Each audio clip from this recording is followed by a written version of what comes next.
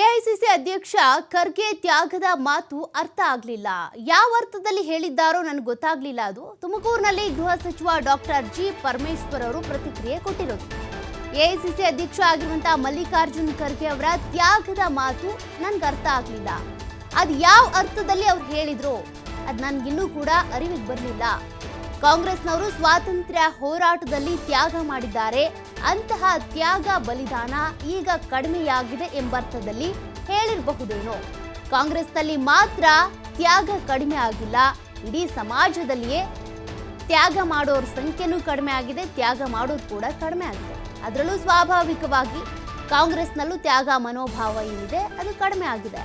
ತುಮಕೂರಿನಲ್ಲಿ ಗೃಹ ಸಚಿವ ಡಾಕ್ಟರ್ ಜಿ ಪರಮೇಶ್ವರ್ ಅವರು ಈ ರೀತಿ ಪ್ರತಿಕ್ರಿಯೆ ಕೊಟ್ಟಿರೋದು.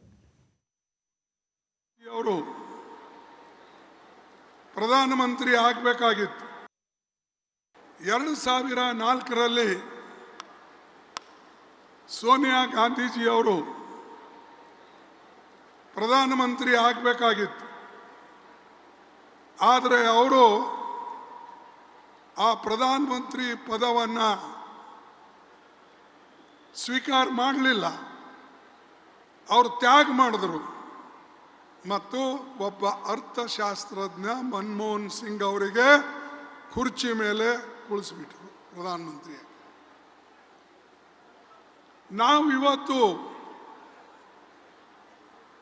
ಆ ರೀತಿಯಾಗಿ ತ್ಯಾಗ ಬಲಿದಾನ ಮಾಡೋಕ್ಕೆ ತಯಾರಿದ್ದೇವಾ ಅಂತಕ್ಕಂಥ ಪ್ರಶ್ನೆ ನಮ್ಮ ಮುಂದೆ ಬರ್ತದೆ. ಈ ದೇಶಕ್ಕಾಗಿ ಇಂದಿರಾ ಗಾಂಧೀಜಿ ಅವರು ತ್ಯಾಗ ಮಾಡಿದ್ರು, ರಾಜೀವ್ ಗಾಂಧಿ ಅವರು ತ್ಯಾಗ ಮಾಡಿದ್ರು, ಸೋನಿಯಾ ಗಾಂಧಿಯಾಗಿ ರಾಜಕೀಯವಾಗಿ ತ್ಯಾಗ ಮಾಡಿದರು. ಅಷ್ಟೇ ಅಲ್ಲ,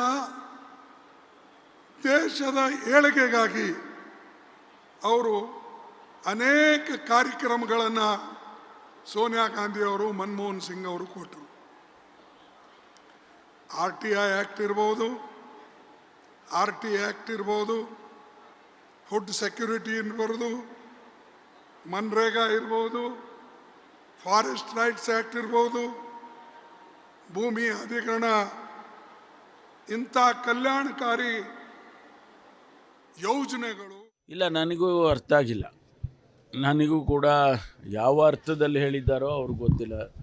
ಸೇವೆ ಮಾಡಬೇಕು, ಕಾಂಗ್ರೆಸ್ನವರಿಗೆ ಸೇವೆ ತ್ಯಾಗ ಇದೆಲ್ಲ ಕಾಂಗ್ರೆಸ್ನವರಿಗೆ ಮೊದಲು. ಅಂದರೆ ಕಾಂಗ್ರೆಸ್ನವರು ಅಂದರೆ ಹಿಂದೆ ಸ್ವತಂತ್ರದ ಸಂದರ್ಭದಲ್ಲಿ, ಸ್ವತಂತ್ರಕ್ಕೆ ಹೋರಾಟ ಮಾಡುವಂಥ ಸಂದರ್ಭದಲ್ಲಿ ಯಾರು ಕಾಂಗ್ರೆಸ್ಸಿನ ಸದಸ್ಯರಾಗಿದ್ದರು ಅವರು ಎಲ್ಲ ತ್ಯಾಗವನ್ನು ಕೂಡ ಮಾಡ್ತಾಯಿದ್ರು. ಭಾಳಷ್ಟು ಜನ ಅವರ ಆಸ್ತಿಗಳನ್ನೇ ಕೊಟ್ಟಿದ್ದಾರೆ. ಪಂಡಿತ್ ಜವಾಹರ್ಲಾಲ್ ನೆಹರೂರವರ ತಂದೆ ಮೋತಿಲಾಲ್ ನೆಹರೂರವರು ಇಡೀ ಆಸ್ತಿಯನ್ನೇ ಬರ್ಕೊಟ್ಬಿಟ್ರು. ಆ ಥರ ಎಲ್ಲ ಭಾಳಷ್ಟು ಜನ ಇಡೀ ದೇಶದಲ್ಲಿ ಮಾಡಿದ್ದಾರೆ. ಅಂಥ ತ್ಯಾಗಗಳು, ಬಲಿದಾನಗಳು ಆಮೇಲೆ ಇವೆಲ್ಲ ಕಡಿಮೆ ಆಗಿದ್ದಾವೆ ಆಧುನಿಕ ಸಮಾಜದಲ್ಲಿ ಅನ್ನೋ ಅರ್ಥದಲ್ಲಿ ಹೇಳಿದ್ದಾರೆ ಅಂದರೆ ನಾನು ಅರ್ಥ ಮಾಡ್ಕೊಂಡಿದ್ದೀನಿ. ಕಾಂಗ್ರೆಸ್ನಲ್ಲೇ ಅಲ್ಲ, ಇಡೀ ಸಮಾಜದಲ್ಲಿ ಹಾಗಾಗಿದೆ. ಕಾಂಗ್ರೆಸ್ನಲ್ಲೂ ಸ್ವಾಭಾವಿಕ